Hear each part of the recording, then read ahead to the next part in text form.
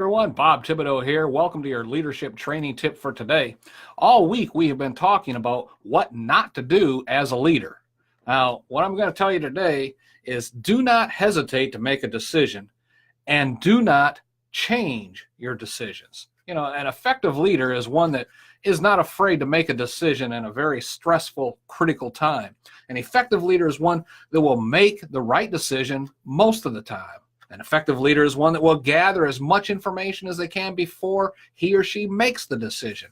An effective leader is one that trusts his or her team to provide them with accurate information for the leader to make the correct decision. Now, this is why a person who has basically, no college degree but has worked his or her way up the ladder for 20 plus years with the same company has more success than the recent college graduate that has all of the new concepts in business. Why? Because experience breeds success more than knowledge breeds success. You've heard the expression, they have book knowledge but no experience before, right? Well, just because someone has been doing the job for 20 plus years does not mean there's no place for modern ideas as well. The point is the new college graduate has the grasp on how to use the latest technology in an effective way. The old hat has the experience to know what's worked in the past. The effective leader will take all of that information and in the process, in the light of the situation being evaluated, make the appropriate decision almost every time.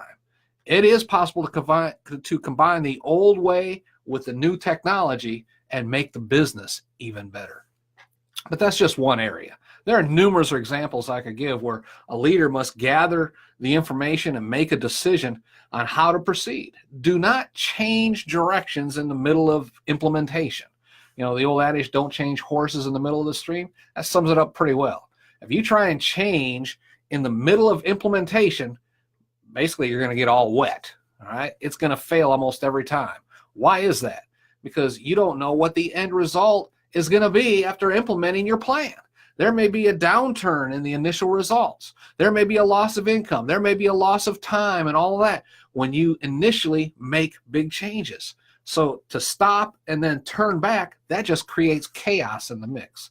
If you're making changes, if you made the decision, if you're always looking for the best for your company, your clients, your employees, stick with the plan. The information you made, the information you gathered and then held to make your decision, that is probably the correct decision. Stick with it. Give the plan time to make the change. Don't change your mind after making the decision. If you gathered all that information and made an educated decision, stick with the plan. If you change back to what you were doing, you'll never know what the outcome could have been. You have nothing to compare it to, nothing to evaluate.